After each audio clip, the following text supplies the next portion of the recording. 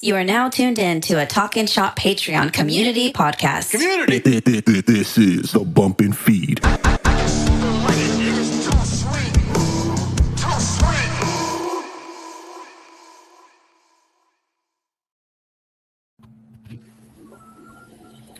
What is up, everybody? Welcome to the BumpNFeed. We're back again this week. We are doing a very, very special show. Something that I don't even know anything about, but it's going to be fun. I really think it's going to be a great show. But I'm here. I'm alive. I'm well. I have Cade here with me, CJ Gallows, Cabana. What's up, guys? What is up? I am very excited for this show today. I'm looking forward to what we're going to be talking about. I'll let you get into that more, but I'm pumped. I'm a huge fan of the product that we're going to be discussing. So I'm super excited. I'm more excited to hear Emerson talk about it because I don't know his expertise as much, but I think it'll be fun nonetheless. I agree. Very much looking forward to this. Been watching UFC. Gosh, probably since the first couple. I accidentally found out about UFC. They used to put the videotapes in the wrestling section. So all I saw was a cage, and I was like, oh, this must be cage match wrestling, and rented it. And, yeah, that was my introduction to the Ultimate Fighting Championship. So is that back when there was no rules? So, there's ball kicks and grabbing hair and eye pokes? Oh, yeah. And you would have, just some big guy off the street that claimed he knew karate. And it was almost like a mass transit incident a couple of times. Fighting style, street fights. Oh, yeah. And then, and then the Gracies come in and they pretty much mop the floor with everybody, and then you started getting talent. But that was my introduction to the UFC. Been watching it ever since, so very excited for this. And like you, I am super stoked to see our host, Emerson, and his vast knowledge of fighting. I have tons of it, guys. It's gonna be great. Even if it's fake fighting, I have vast knowledge on. Hey, fighting. whoa! All right. I'm not calling scripted it entertainment, pal. Scripted. I got into an argument at work this week, and I didn't even have planned to talk about this, but I got into an argument at work yesterday. A guy said, "You know that shit's fake, right?" And I said, "I don't know that it's fake, but it has a predetermined ending. It's not fake." And I asked him if he's ever been hit with a steel chair. He told me no. I asked him if he wanted to try it. He told me no. And I said, okay, don't tell me it's fake ever again. Yeah. It's still real to me, damn it. Get him in the ring with CJ here, and we'll see how fake he thinks it is. I'll show him a few things. God, who was that? Who was the reporter that Hogan choked out in the front face? Richard Belzer. Yeah. Yeah, put him to sleep, and then Dr. D slapped John Stock. Oh, he slapped his ears were ringing for a while. They found out real quick it wasn't fake. So, but since we're on the topic, those are both good. Let's Emerson? Do you want to guide us through our predictions of the card UFC Freedom 250? UFC Freedom 250. That's what we're here to talk about. I just now found out the name to this. I knew about this event, obviously, because it's just taken over the world. Everybody's talking about it. I have the card pulled up right here if you're watching on the video version, whatever, YouTube, whatever you call it. So this is the card, and I'm going to give my predictions first. I'll go over these. I want to call them matches, but I guess we call them fights. But I'll go from the top of the card to the bottom, or bottom to the top, whatever you want to say. So first off, we got, this is a featherweight bout, aka match. I'm gonna call this cruiserweight. Diego Lopes versus Steve Garcia. Diego Lopes versus Steve Garcia. I don't know if either one of these guys have a championship belt or a title. I don't know their weight classes. I mean, I do know their weight classes, but I have no idea what featherweight means. I did not Google. I did not come prepared because That's just me. I just freestyle this. All You do right. Diego Lopes versus Steve Garcia. Who's gonna I win it, honestly Emerson? thought it was. I'm gonna go. Let's go Diego, man. All right. From what you call it, Diego and Well, Boots or whatever it's called. let me take over for Emerson, and not to disrespect any of these fighters, it's Diego Lopez, not Diego Lopes, you hillbilly. But so they'll be fighting at featherweight, like you said. I am kind of torn on this. I think a lot of people get hung up on the 2 losses Lopez has to Volkanovski, but Volkanovski is arguably probably the greatest featherweight of all time. There's not It's a much hell of a debate name. there. So I am gonna have to go. I'm gonna go with Diego Lopez, but I could see the fight going both ways. I do think he is as good as they get in featherweight. He just fights in a time where Alexander Volkanovski has air in his lungs and has his gloves ready for anybody, and it's hard to. No one. I mean, people have, but it's hard to stop that man. Yeah, I'm also going with Diego. Leaning slightly toward Lopez to get the win. Honestly, I think this is one of the more explosive matches on the card. Definitely. Lopez has faced elite competition, and he brings a dangerous mix of power, durability, and he's got the submission threats. Sounds like it came from ChatGPT. No, I'm just educated brother in here. And then, Garcia is coming in. He has a 7-fight win streak. He's got pretty good top game, real heavy pressure and knockout power. So I would think if Garcia can keep it standing and force kind of a high-paced striking battle, it's probably, going to be his best chance, but definitely going to go with Diego on this. Thank you, Diego. ChatGPT, for that rundown. I liked it, man. That was good. That's what I should have done instead of sounding like a complete uneducated hillbilly. I would use another word, but it's probably not politically correct. That is I'm kidding, guys. I obviously, all jokes. Cabana Boy is actually the only one that has any experience in mixed martial arts, as he is a jiu-jitsu guy. So all jokes to Cabana Boy, but it did sound a little robotic. I typed it up while I was supposed to be working. He's a hell of a talker. Better hope your boss don't listen, bruh. That is one tick we don't need, is for him to check that out, and that would get me in trouble, I'm sure. Well, who's the second fight? I hope you can butcher the names better for it. Moving on from Lopes, who is going to win. We have Bo Nickel. I think that's right. In a middleweight bout against Kyle Dawkins, I guess is how you say this. I don't know. Kyle Dawkins.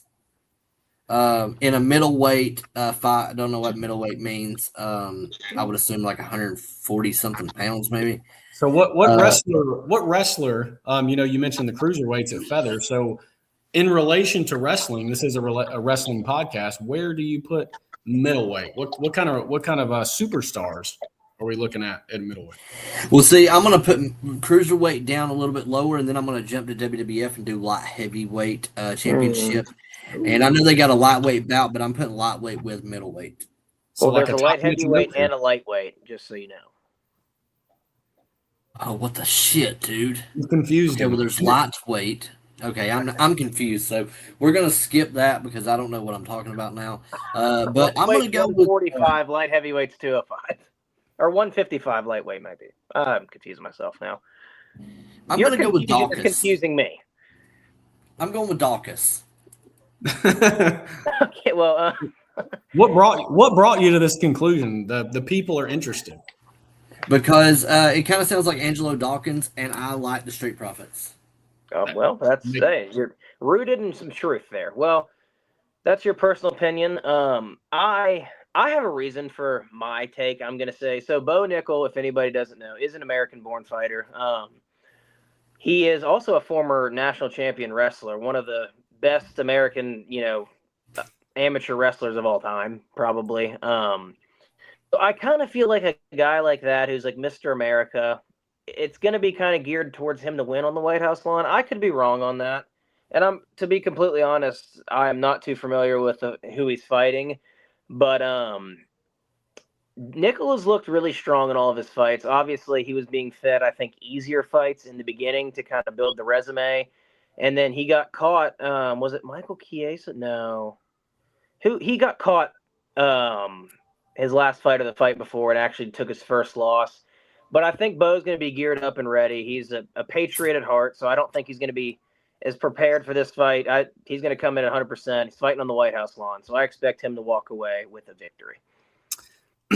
Yeah, I too am definitely going Bo Nickel on this one. His wrestling pedigree is unmatched.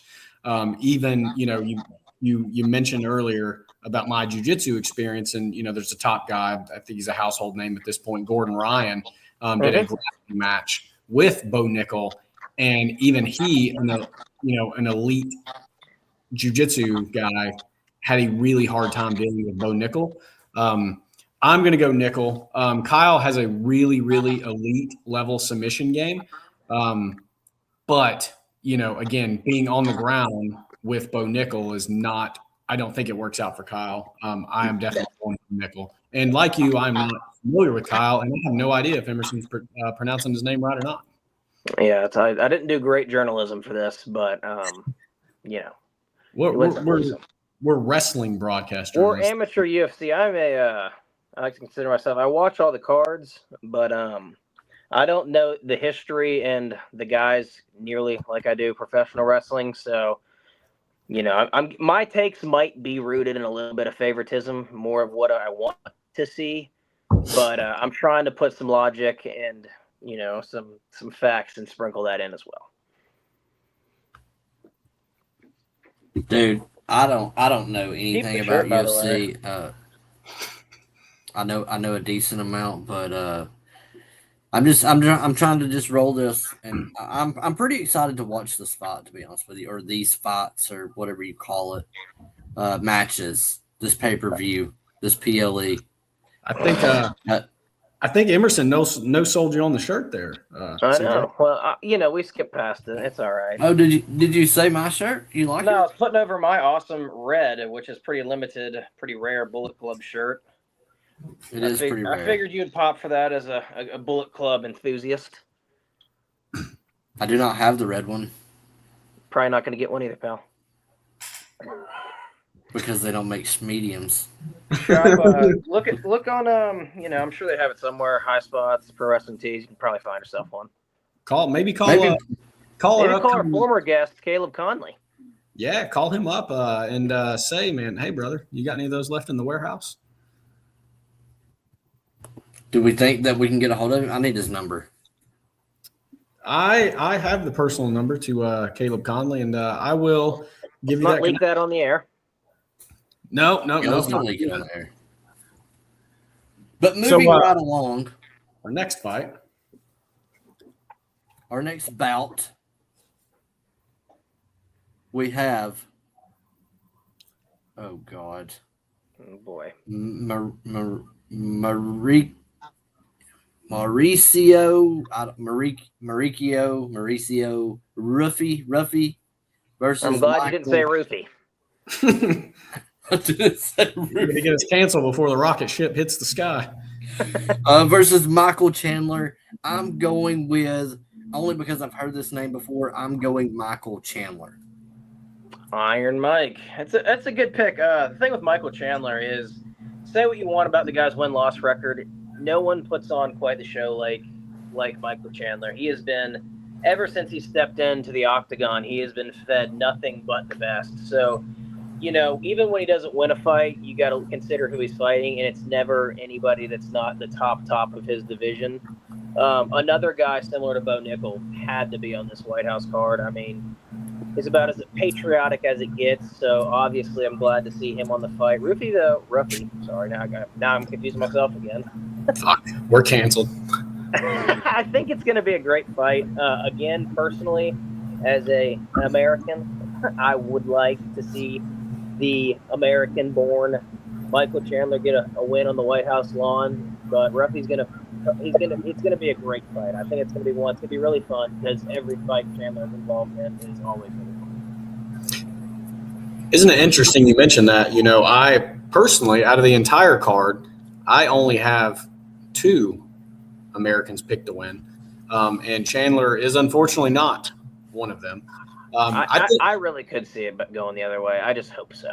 I kind of think Ruffy's stock is on the rise. Honestly, he's 13-2. 12 of those wins are knockouts.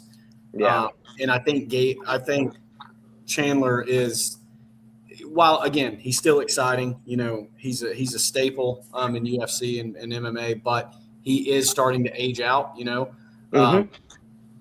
And I think Ruffy, you know, if you've ever paid attention, he does fight a low guard, and it makes him hard to take down. Wrestling is Chandler's base, so that's going to, you know, potentially stifle Chandler's game. But I don't know. You know, like you said, it would be great to see Chandler win, but also Chandler hasn't won his last 3 fights, I believe. And the thing with Chandler, to go off of what we've already said, the guy has been in so many wars. I mean, 5 rounds, whatever it might be, just absolute battles with the absolute best. And if you know fighting, you know, you can, your head, your brain, your body can only take so many of those just battles. And I mean, he got bludgeoned by Patty. It got to the point, Patty the Batty Pimblett, it got to the point where it's kind of hard to watch. And there's been so many fights where it's just been like, man, like, how many can this guy take? So I definitely could see it going not in his favor. I hope that he is able to pull it out, but my expertise is going against him, but my personal bias is pulling for him. So we will see what happens. Who's up next, Emerson? We have Sean O'Malley. I know Sean. Here comes Sean O'Malley. What'd you call him? This is going to be good. Sugar? Did you call him Sugar Sean? That's his. That is his moniker, his alias. Oh, it's like Sugar Shane Helms from WCW. Let's everybody be quiet. Let's hear Emerson try to say this next name. This is going to be a good one. In our bantamweight fight, I thought that was like a female something. I don't know. Anyways, we got Sean O'Malley versus Ayamin Zababi. I can't make fun of you too much. That is a tough one to say. I think Zahabi, is it not? Oh, Zahabi. Okay, I thought that was a B. So I thought it was Zababi. Look, you get a bigger word than gymnasium or something like gymnasium, and I'm confused. So when you start running these big ones around whatever, whatever, I get confused. That word alone has set you completely off track, Emerson. The Georgia public school system for you, ladies and gentlemen. Hey, fucked me too. Yeah. All right, well, let's get back to your pick. I'm picking O'Malley. Oh, I'm sorry. I'm picking O'Malley. Sean O'Malley. I'm picking Sean O'Malley because he has a cool nickname. He's the only one on the card that I even really know. And, yeah. And because I can't pronounce the other guy's name, I'm damn sure not pronouncing that he's going to be the winner. I'm going to go with you. I think people are not going to like my picks because a lot of them are a lot rooted in favoritism, and it might seem like I'm just picking the big name, but I am a fan of Sean O'Malley. I think probably because he has that little pro wrestling-esque to him where he's a showman. You know, he's very outspoken, but he's backed it up. He didn't do well against Merab both fights, but Merab's a machine, and he did actually the man who beat Merab, Peter Yan, there's some weird way to say the last name. He did beat him in a very controversial victory, but a victory nonetheless. So I'm looking for Sean to win here and kind of use it as a boost to maybe make one more push for a title run, because if the belt's not on Merab, I think Sean, he has that one punch power. If he catches you, you can go to sleep. So I'm looking for this to be an elevation fight for maybe a title shot later in the year. I too, there's my second American on the Freedom 250 card. I picked Sean O'Malley. You know, for a guy that stands 5'11", fighting at 135, he's got such a massive height and reach advantage over the whole field, you know, in his division. You know, and you combine that with being known for his striking game's unreal. Like you said, he's got one punch knockout power. Which to the average person seeing him is almost unbelievable that this guy could just knock you out with a shot, right? Most guys, if that weight division or you're not knocking people out. But he does it. And that doesn't discredit his grappling at all. He's got a great ground game. He's got good jiu-jitsu. And I think he walks away with the win for sure. But his opponent is on a 7-fight win streak. He ain't American though. He's not, but a victory over Sean O'Malley, is that, almost like a coming out party for him, how high does that raise his stock to beat? I mean, our brother Emerson here, he knows who Sean O'Malley is, and it's not just a Shane Helms reference. He knows who he is. So Sean is a household name. So to beat somebody like him, people are then going to, they're going to know your name. I feel like he's almost fighting, I feel like he's almost playing with house money on this one. It's one of those fights. Go ahead. Sorry. I was gonna say if you're Zababi, beating Sean O'Malley, man, that's pretty damn cool, man. Pretty cool, man. Well, I will say it's for me, the way I look at it is obviously Sean would love to get back to the top and climb that mountain and reach it again, but there's a lot more. What'd you say his name is? Zababi? Is that how you pronounced it? Zababi Zababi has a lot more to lose, obviously, than Sean, because Sean's made a lot of money. He's already established. He can kind of cherry pick fights when he wants, just based off the name. So you're looking at a guy that has not nearly as much to lose, fighting on the biggest card probably in UFC history. And one thing, I have a question for Cabana Boy after this. I will be very disappointed, I will say, if Sean O'Malley's hair is not red, white, and blue, because he is very... he kind of the hair color is always a staple of any Sean O'Malley fight.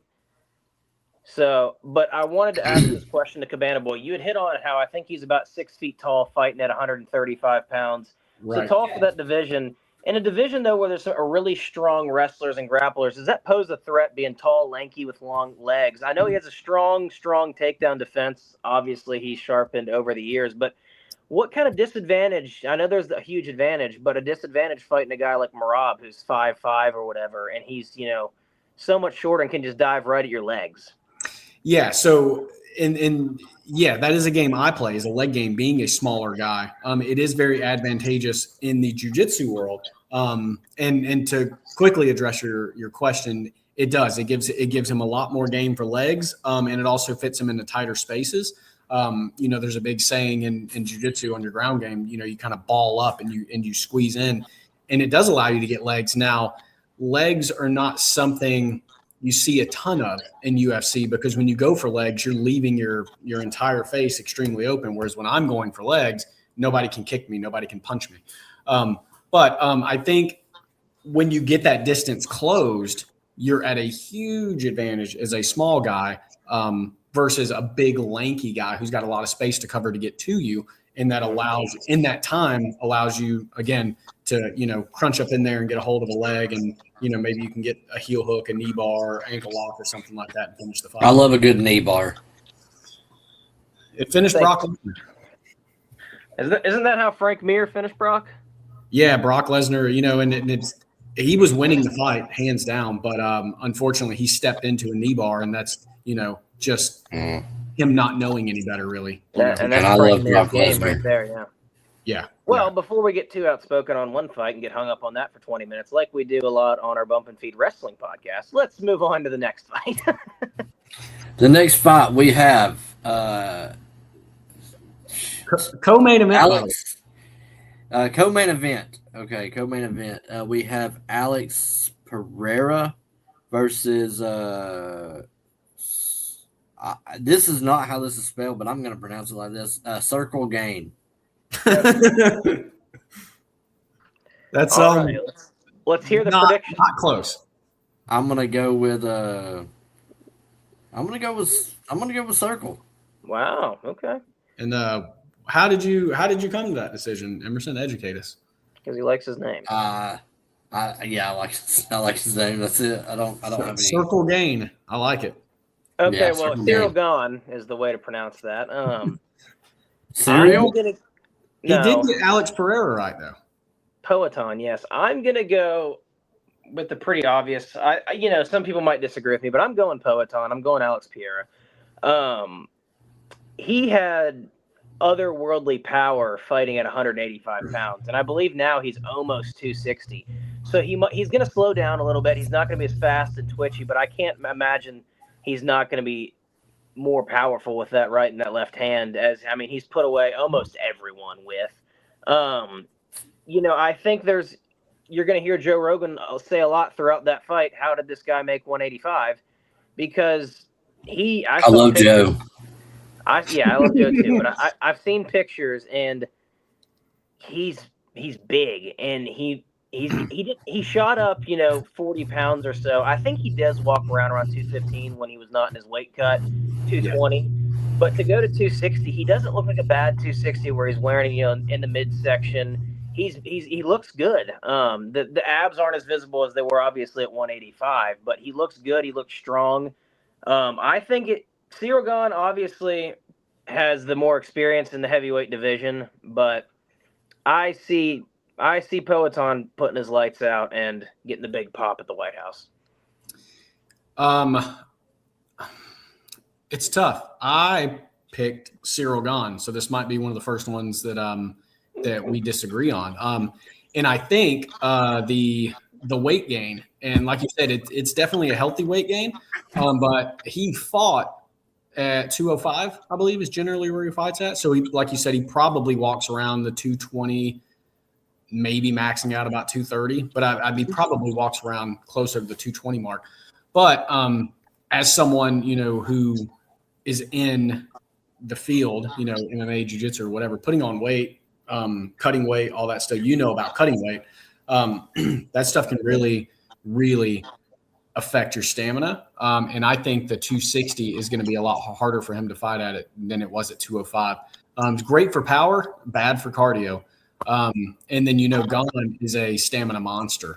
So I don't think he's going to be quite as affected. Like you said, he walks around, he's cutting to get here, whereas Pereira is having to go up. So I see the fight going into championship rounds, honestly.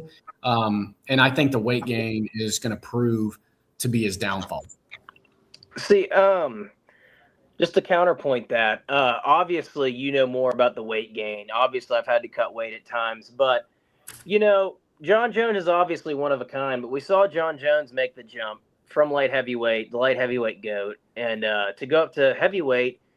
And he made Cyril Gahn look like an amateur, and that is no knock to Cyril Gahn because John Jones sits on a tier above everyone else just about when it comes to combat sports. Yes. And then was able to defeat an older Stipe Miocic, but nonetheless probably the greatest heavyweight of all time in his own right. So I just think that now I will say that Gahn impressed me in his fight against Aspinall, which obviously, unfortunately, got stopped due to the eye poke. But he was winning the fight up to that point. But I still think Gahn's in that phase where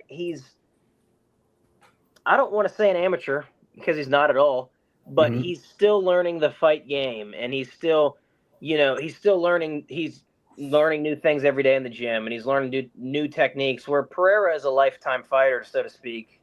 He's been at this, I imagine, 20 years now. And I think the experience in the fight game will overcome the weight jump that he's going through. And I do expect him. I don't know if it makes it championship round, but I expect the fight to end by either TKO or complete out-cold knockout.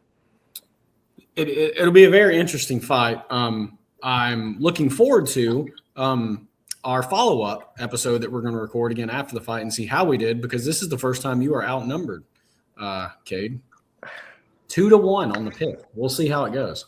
We'll see. Guys, just to chime in, I did a little research right here because I'm a broadcast journalist. Circle is France. He's France, or he's French. French. He's 6'5". Beast of a man. He is that. His walk around weight is 248 pounds.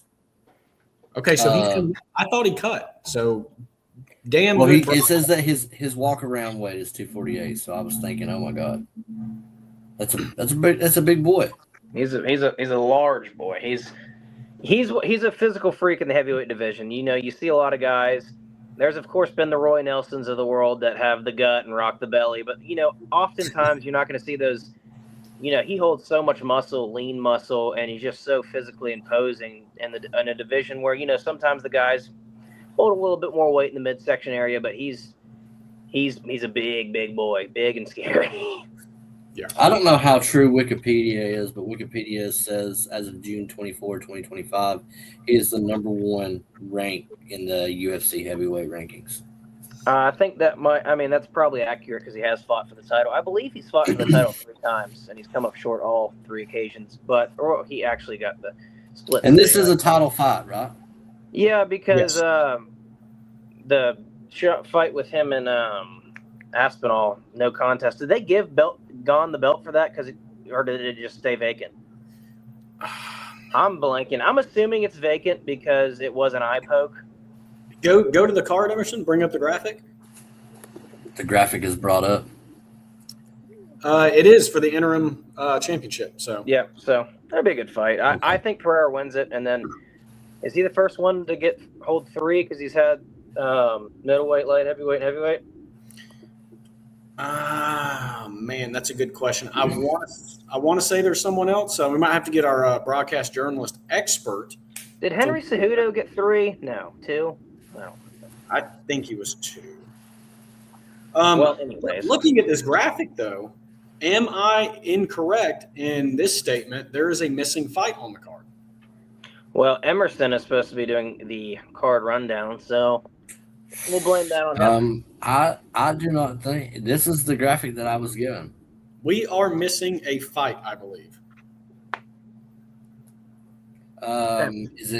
Who is it? Shamrock or something? I would assume that Ken Shamrock or Lesnar or Tito Ortiz or Chuck Liddell or some of them have got to be working on top. So if we're missing something, I'm not surprised because I do not see any of their names on here.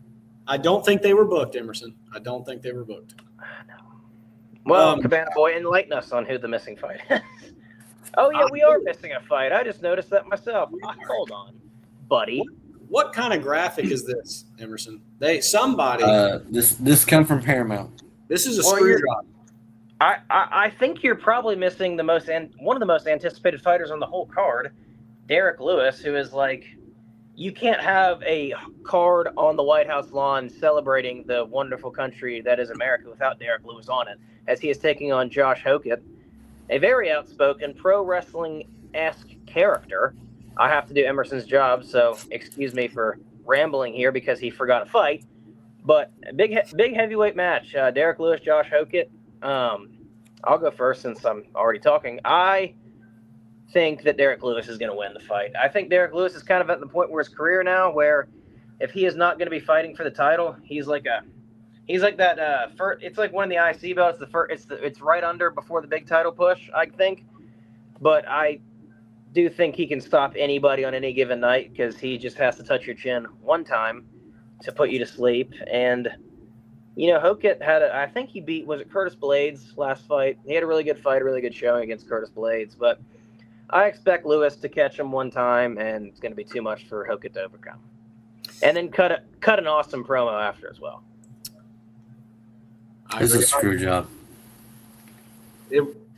I think it was. I think Emerson, our host, was set up a la Bret Hart Survivor Series by the Grunt Gang. Yeah, I was just Georgia screw jobbed.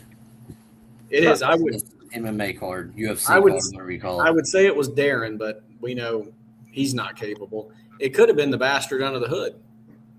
Side note: before we talk about the Grunt Gang anymore, because they don't deserve that much air time anyways on our show. I don't know if any of you guys know this or not, but I hit on earlier that Bo Nickel was an NCAA national champion collegiate wrestler. Josh Hokett actually fought Bo Nickel at the NCAA tournament. I think he was the 16 seed wrestling the number 1 seed Bo Nickel. So I'm not sure the weight that Nickel fought at, but I'm assuming it was the 170 whatever range. And Hokett is a big heavyweight now. So I'm going Hokett. I don't even know him, but I'm going Hokett just because I like the first 2 letters. And all right, Godfather. We have a state champion wrestler in the house. That would be our own. That's right. And he just got his patch after graduating a year or two ago? Yeah, class of 2025 graduated. I won that the year prior, my junior year. But before anybody calls me out and challenges me to a duel, I want to enlighten you guys. It wasn't in the greatest jurisdiction, I guess you would say, in the state. So I'm not a GHSA state champion, although I could probably squabble with some of the best of them as well. Very limited. I quit. I joined the wrestling team 1 year to prove to people that I could do it, and I won a state championship and quit the following year. So one and done. Did you win with a powerbomb or Styles Clash? Funny question. It was a pro wrestling like finish, as the guy that I wrestled in the semifinals, I believe, was a 2 or 3 time defending state champion, looking to finish his senior year on a high note, and he shot a pretty mean blast double on me early in the match, and I knew I was probably screwed.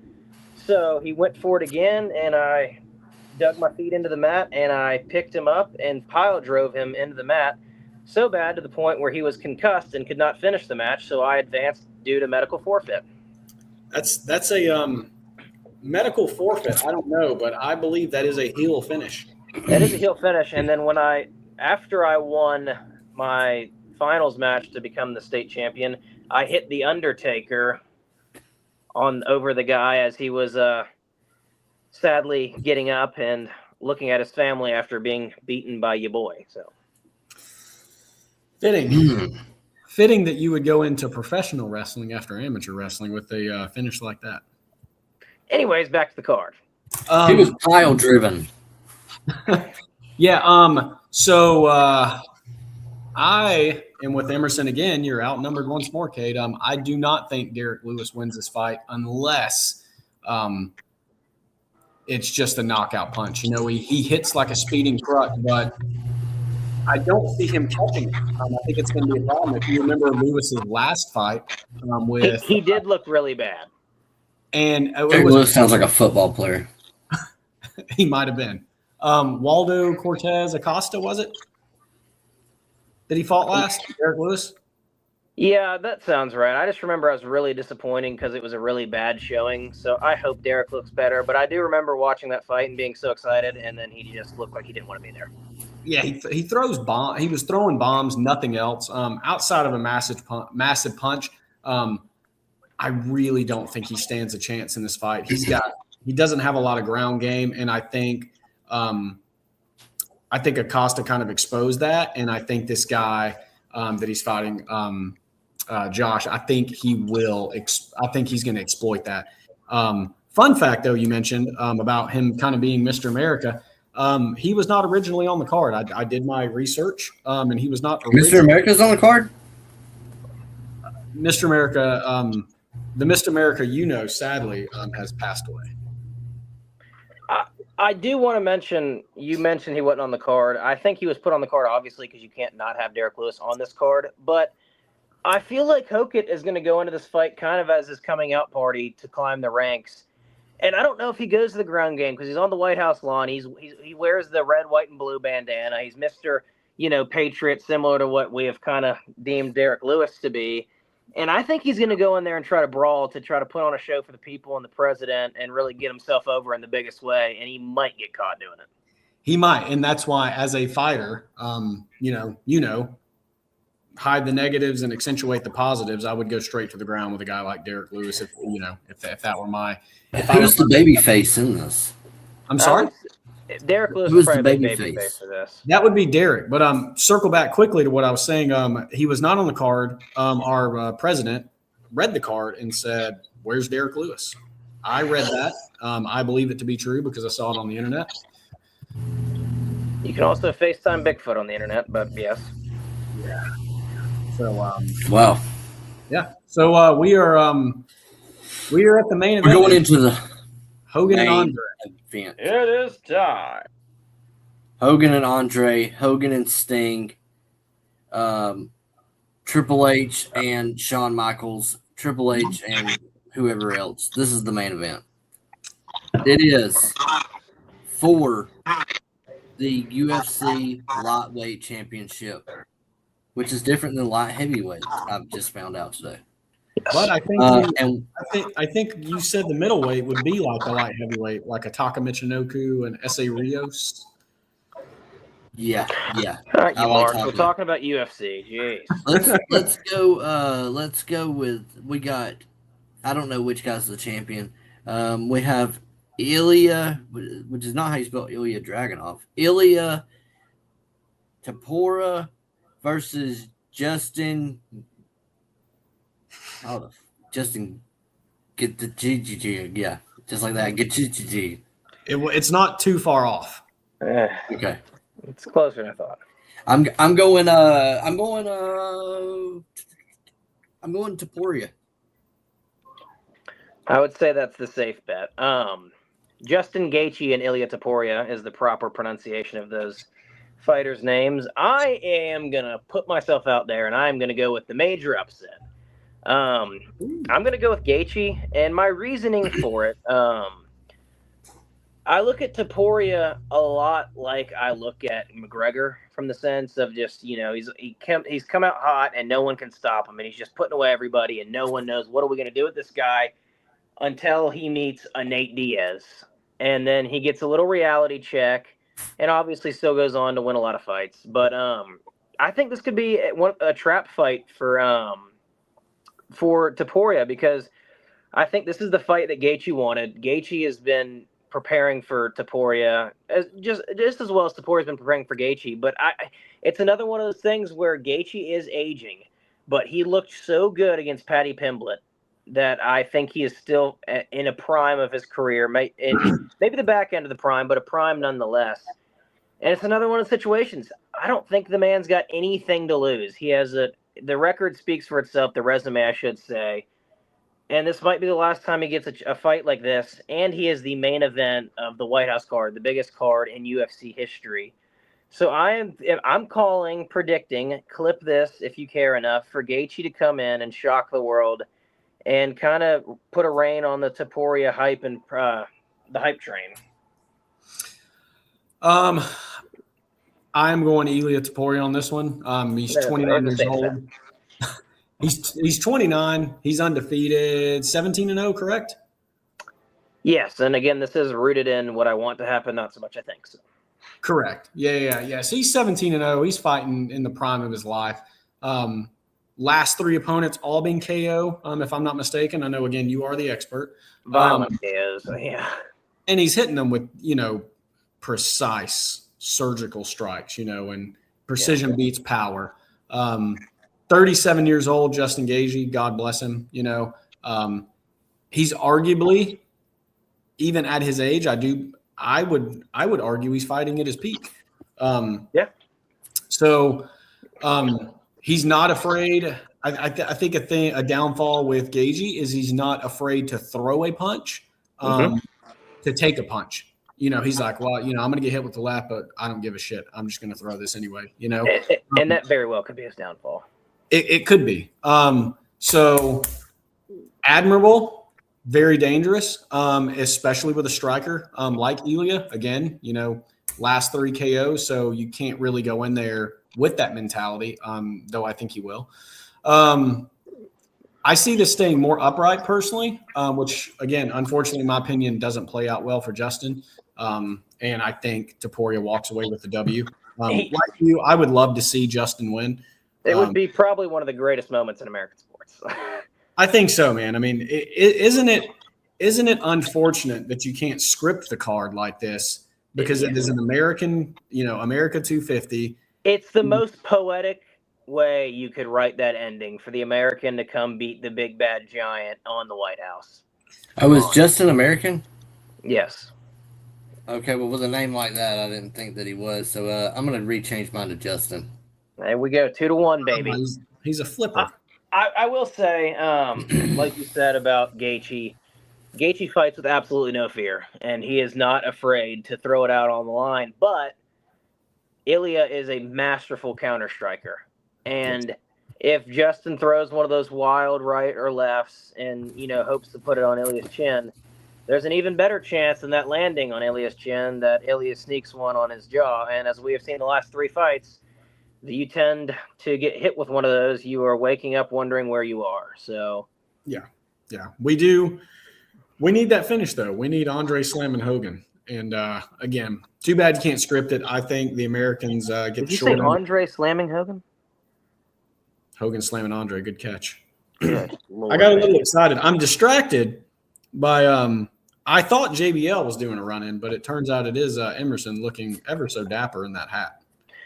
So now Howdy, boys.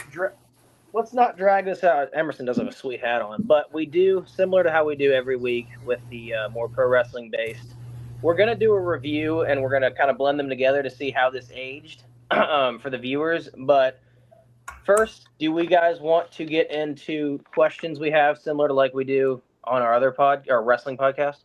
Yeah. Let's throw them out. do it. We'll let the host start, and we'll go in the same order. Cool. Cade, I'll be a main event. Awesome.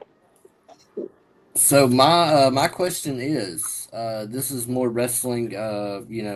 I'm a huge wrestling fan. I'm not so much with the UFC stuff, but my question is, could CM Punk, if given the chance, could he prove people wrong that he could hold his own in the UFC?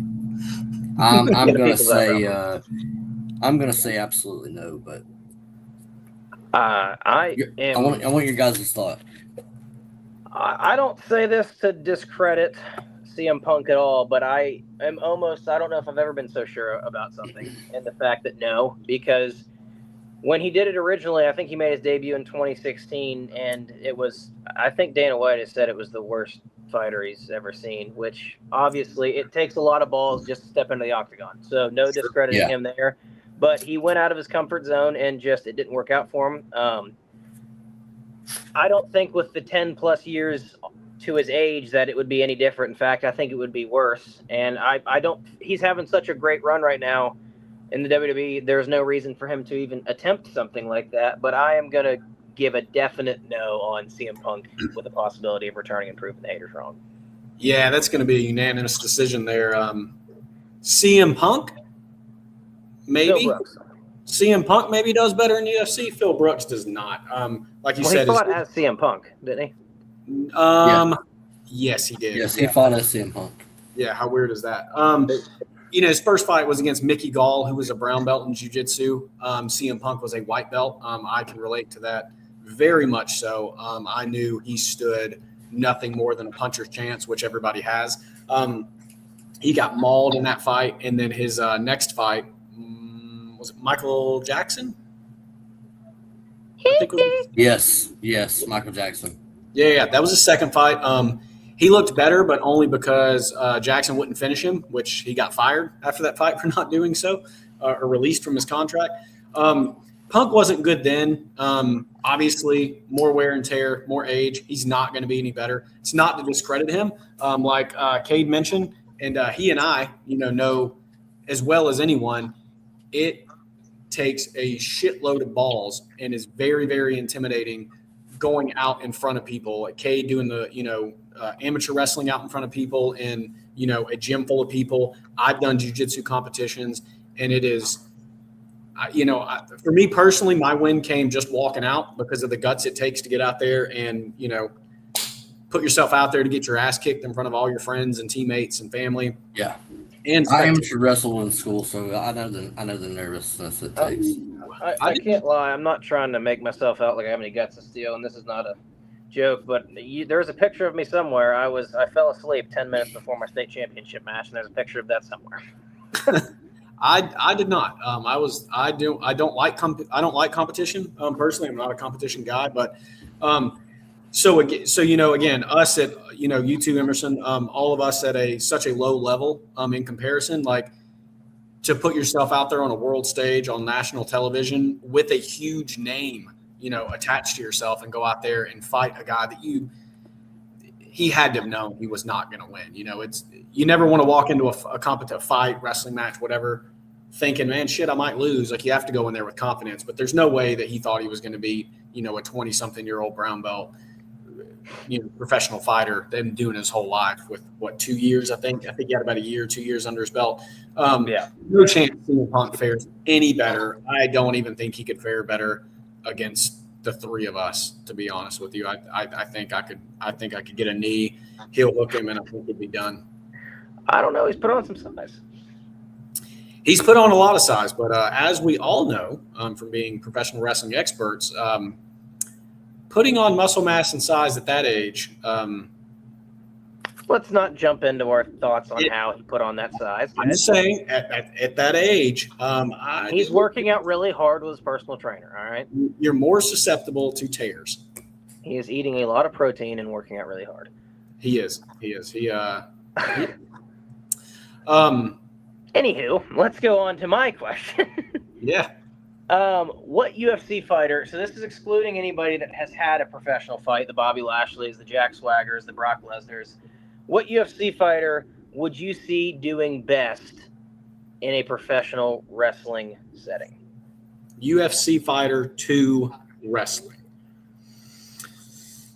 Man, that's tough. Emerson, you want to go while I pick my – so this, to clarify for our audience, is this since the inception of UFC, or are we talking about a current active? I think let's go active. We're talking about the Freedom card, and that's happening with all active fighters, not Ken Shamrock like Emerson hit on. So let's try to keep it active if possible. Okay. Unfortunately. I'm going to say this is one that I would like to see just because I think that he would do well.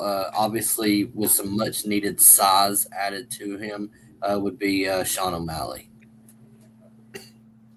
That's a good pick. He's 6 foot tall. He's or 5'11" or whatever, but he's also 135 pounds, which is lighter than I am at 5'6". So definitely with some much needed size added to him, and I think that he could really succeed in that setting of the world of professional wrestling, whether that be WWE or AEW. I'm going to kind of agree with you. When I was thinking in my head of some guys, obviously first names that came to mind were guys like O'Malley, Michael Chandler, Patty, guys that are just such good showmen. But professional wrestling, it's a lot of big guys. And I do think, obviously, if it was a shoot fight, then they'd probably hold the advantage. But, just for TV purposes, you step in a ring at, 5'6" with a guy like Obafemi or someone that large, it just kind of takes takes the big fight feel out of it, I almost want to say, and then you go from them being a legit fighter to the pro wrestling fans looking at them as like an underdog Rey Mysterio story almost. So I think I would want one of the bigger boys. Obviously, Sean Strickland is up there because he's so outspoken, but maybe too outspoken. I'm going to go with a guy like, I think Derek Lewis, big guy, big and strong. I think he's an athletic. He might have been a football player like you had mentioned. I don't know for sure on that, but looks like one. I mean, the dude's a beast. He's a tank. And he's got the charisma to go along with it. So I think it would be really fun to see a crossover. Derek Lewis, with steps in the WWE ring or AEW for that matter. You stole my answer. Derek Lewis is who I was going to go with. He's such a big guy. He has a charisma about him. Obviously, maybe, make it PG for the TV audience, but I think he's a good guy. And also, as we kind of touched on earlier with him aging out, I think it would be a perfect time for him to transition into wrestling if that's something he hasn't thought about. I think Derek he's the total package. No pun intended. I think he's the guy. There was actually, I forgot to read the second part of the question. It was a two-parter.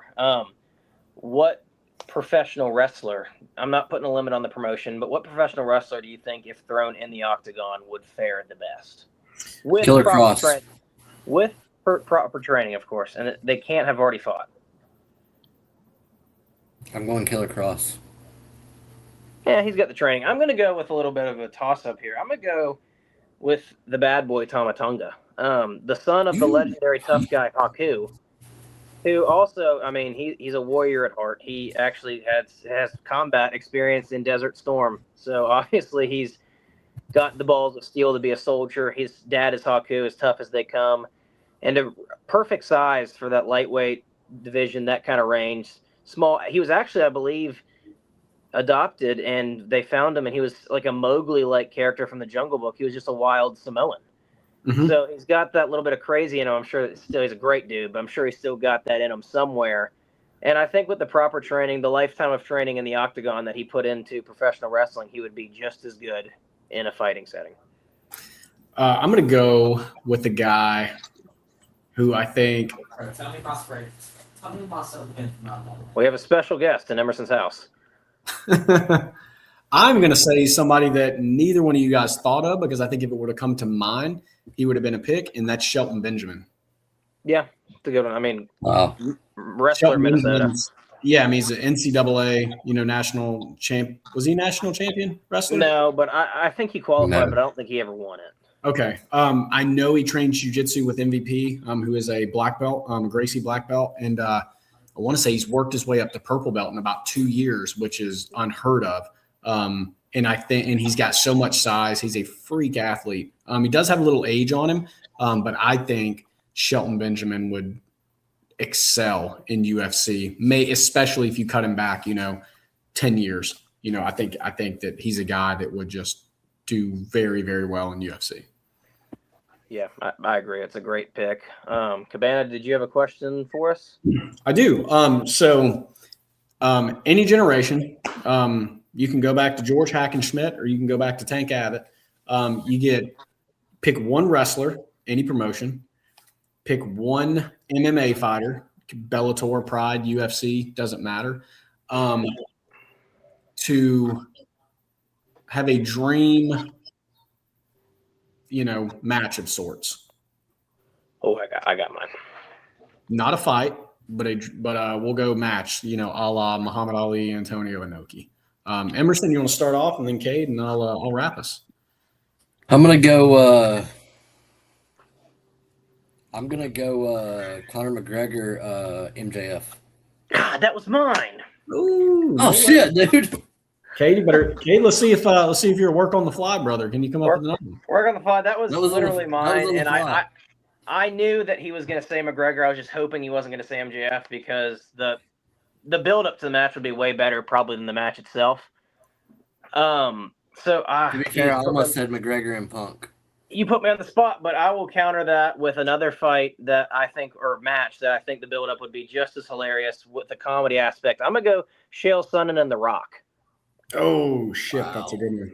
That is a very, very good one. I now have to change mine on the fly because that wasn't mine. One of them was, and I won't spoil it. I'll tell you what would be comedy gold in my opinion, and would turn because the wrestler, has never had a bad match. I'm going to go Quentin Rampage Jackson and Kurt Angle. That would be a really good one. I think. Wow. Rampage didn't have like he has very charismatic, but maybe not the charisma as a McGregor or somebody, but he's probably one of the funniest fighters ever. He's hilarious. He never intends to be funny. Obviously he's another guy you got to kind of censor up. But I think that would be hilarious. And then when it gets to the in ring, I think it would be really good because Kurt, there's an old adage, he could work a broomstick, and I think he could. And Rampage with having, athletic ability and wrestling and things like that. He's been trained. I think that'd be Rampage did a little TNA, did he not? He did. Because I remember Dad like weirdly kind of became buddies with Rampage Jackson. I thought that was so cool. Yeah. We need to get Rampage at a Larry Otto show. Rampage, if you hear this, please someone clip this and send it to him. We'd love to have you on the Bump and Feed podcast. We can talk about literally anything you want. Please don't hurt us. But we have far gone over the time we expected for the first half of this 2-part UFC Freedom 250 card. We are almost at an hour just previewing the card, so hopefully reviewing it is not nearly as long, or we're going to lose a lot of listeners in the second hour. But we're going to end it off. We're still going to actually, let's not plug the socials because there's going to be a second part to this. But if you guys are not planning on tuning into the card, tune in. You can fact check us if we're wrong. You can, come back with a clip of us looking like complete idiots, and I'm sure you can clip some of the botched names of Emerson that we can upload to make fun of them on all of our social medias that you can find at Bump and Feed. But for now, we are going to sign off, and we'll see you at the second part of this episode.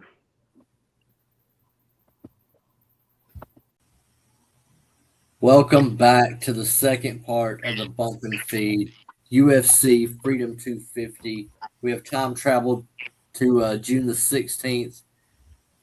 I got my host here with me, Cabana, CJ Gallows. What's up, guys? What's up? How did you guys like the UFC card? I thought it was great, man. I thought the aesthetically, that's going to be really hard to beat. Not just for a UFC MMA card, but also for any sporting event. The backdrop of the White House. I thought it looked good. I thought the card was great. Every fight finished, even though the last one was stoppage, like it's technically finished. All the fights were pretty quick. I enjoyed it. How about you, Kate?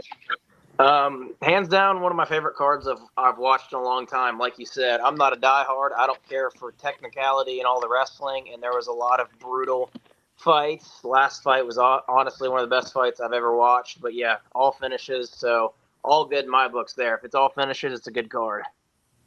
Indeed. Yeah, I agree. I thought it's probably the first UFC full card that I've watched since McGregor, and man, I thought it was amazing, top to bottom.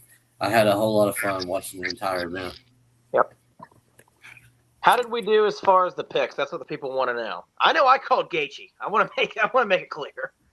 Hey, I also want to make it clear that I changed mine. You jumped ship though because you knew I had some logic in my reasoning. Yes, and he was the American guy, so I had to go with the American going over in the main.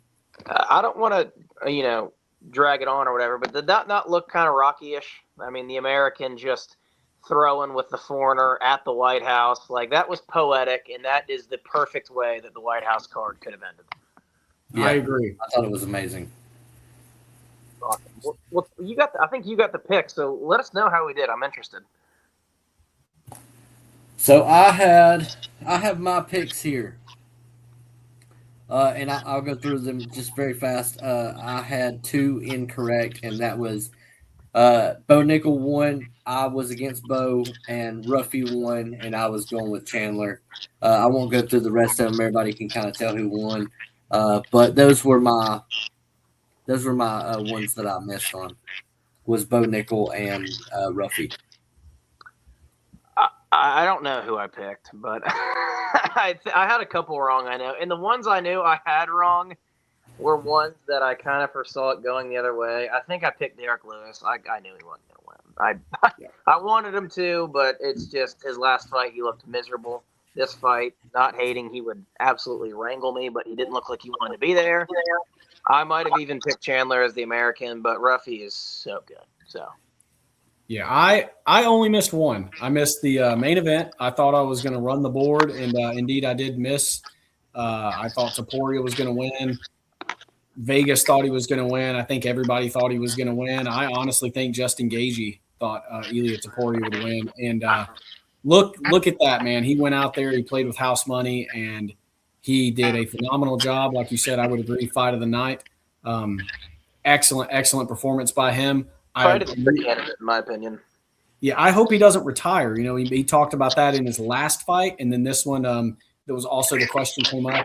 It'd be a great to go out with the title, but I think he'd be selling himself a little short. I think he's got more to offer. I'm gonna have to disagree a little bit. Obviously, such a long career at this point, over 15 years in the game, so many wars. He seems to still have his head a little bit for as much as Justin Gaethje could. I don't think how could you write a better ending than winning at the White House, defeating the undefeatable as they thought? I think Justin should go out on a shield. He took his whole career to finally win the belt, and he won the belt. So why retire if he could lose the belt? Go out a champion, dude. What a career. One of the all-time, if you don't consider him an all-time great, he's one of the all-time greats' favorite fighters. I think Rogan said he's your favorite fighter's favorite fighter. So resume unmatched. Go out, man. Nothing more to prove. Right. Yeah, I think it's a perfect way to end a career. That's what I was sitting there thinking, and I'm not super familiar, and I don't keep up with it like a lot of people do. But when I saw, he won, they draped his titles over his shoulder, and they mentioned something about the retirement, and I'm like, if you're gonna go out, why not go out on a high note like that? It reminds me of, I don't know if you guys follow football too much, but Peyton Manning winning that final Super Bowl and hanging it up. And he said, you know what? go out as the best, and he 100%. did. So I think Gaethje should do the same. But I don't know. I kind of got goosebumps just watching him walk through the hall with all the presidents' faces, pictures, walking through as the American draped in the red, white, and blue. That's Right. America in an image right there. Right. So, but And I think that whole theme, being at the White House, seeing something like that, obviously something we're never going to see ever again in our lifetime. I would assume, if we do, I would consider us very lucky. But just to see something like that is a very memorable moment that I don't think either of us or anyone who watched this event would ever forget. I want to keep this short because we filmed a lot before, but I did want to. I thought this during the card. If Vince McMahon stayed in with WWE, would we have seen WWE in the White House because of the relationship with President Trump? I think he for sure would have pushed for it. I don't think we would get a Mania or anything like that, but we would absolutely get some type of special event. He probably would have wanted it the day before, since the media and everything would have been there, and that would make sense for that. Absolutely think he would have. Yeah. Yeah, All right. Well, 100%. I just had one little question because it's kind of our thing around here, just to kind of go out on this. What was you guys' favorite moment from the night? Ooh. Aside from like we've talked about the aesthetics and things like that, as irritating as he can be at times, Josh Hokett coming out to Real American with the Marine band. Obviously, as a wrestling fan, that popped me pretty fucking big, and that's probably a moment that I'll remember more so than anything else. I would have to second that. That's exactly what I was going to say is the Real American theme with Josh coming out. It's a hard one to top because it is so iconic and we all love the Hulkster. But I'm going to have to go a specific 2 moments in the fight. I can't really pick one more than the other. The first time Gaethje, I think, was it the second or third round that he caught Topuria and dropped him? I'm a huge Justin Gaethje fan. I have been. So that fight, I really wanted him to win. And that first time, even though it wasn't a finish, to see Topuria go down, you're like, oh, this guy can really do it. That stood out to me. And then that last, I don't know if you get that liver shot, just like you saw Topuria's soul like leave his body, and I was like, that is so Justin Gaethje. The round's over. He didn't have to do anything. He just stands up and just unleashes a knee to his rib cage. Yeah, I assure you, from being in combat sports, he's got at minimum fractured rib, likely broken. I told my dad because he doesn't follow it, but I go, if Topuria's lucky, at worst a broken rib and a broken nose, but I think there could be some damage to the orbital bone, possibly some jaw fracturing. I don't know. I'm not a doctor, but he was mangled. He still can't see today. No, it'll be the weekend, I would assume, before either one of those eyes open up. Yeah. So. Yeah. But it was fun. It was a fun event for us to watch and be able to do this on the Bump and Feed podcast. And I'm really hoping. I guess I'm kind of springing this on you while we're live here recording. July 11th, Conor McGregor's return to the UFC in the Octagon.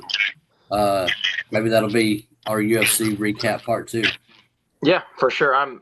The Mac is back, and I'm excited for it. Even as not a huge McGregor fan, but the biggest icon in MMA history. So excited to see him back. Excited to see what he can do, and I definitely think we should cover that, whether it's just that fight or the whole card. I agree. Yeah, we will be back for more combat sports. Absolutely. And anything else to second that, what he just said? Anything you guys want to see? I know we're going to try to do some stuff on YouTube. If there's anything you guys want to see us react to, we maybe can't do it live for copyright reasons, but anything you guys want us to give our opinions on, if you care at all, let us know. Instagram, email, whatever it may be. We'd love to pump out some more reactions. It's a lot of fun for us. I think you guys would agree. Oh, for sure. I would agree. So, yeah. So the ticker's running at the bottom. Email all questions, all comments, anything you want us to see. Bump and Feed, BUMP, the letter N, FEED @gmail.com. all right, well, I think on that note, Emerson, you want to take us out? Yeah. So to the end of it, guys, please check out Bump and Feed on Instagram. Please check out Bump and Feed on YouTube. Check out all the merch sites, bumpandfeed.dashery.com, Pro Wrestling Tees /Bump and Feed. For me, for Cabana, for CJ Gallows. We're out.